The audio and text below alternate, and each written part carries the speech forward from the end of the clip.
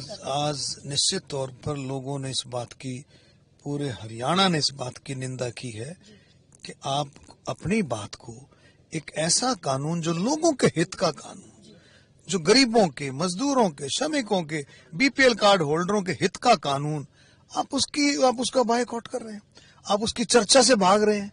अगर आपके दिल में कुछ शंका है, माइंड में कुछ शंका है, तो उस पर चर्चा करो, उस पर बातचीत करो, उसमें कुछ सुझाव दो कि भाई ये कमियां हैं। आप उस बातों से भाग रहे हैं। आप यानी कि आपको पसंद नहीं आ रहा कि भी 100 दिन की बजाय 125 दिन कर दिया।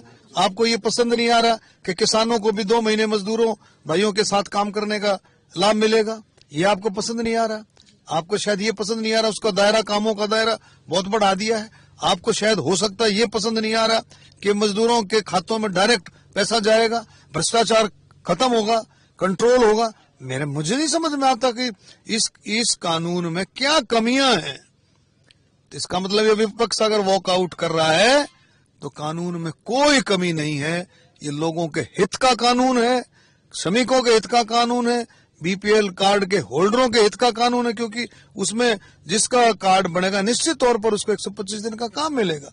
और हरियाणा के अंदर तो एक और स्टेप बढ़ा करके 400 रुपए जो है सम्मान राशि, मजदूर राशि 400 रुपए है।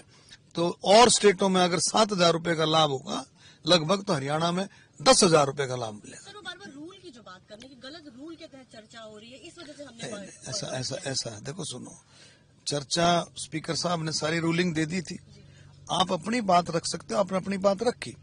तो स्पीकर साहब की रूलिंग इज द फाइनल।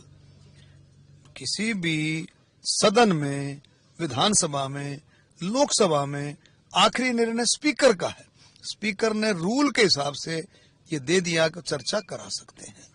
किसी भी कानून पर अगर कोई लोगों में भ्रम की स्थिति पैदा करने की कोशिश की जाए या कुछ थोड़ा बहुत शंका है, तो उस पर चर्चा सदन में हो सकती है।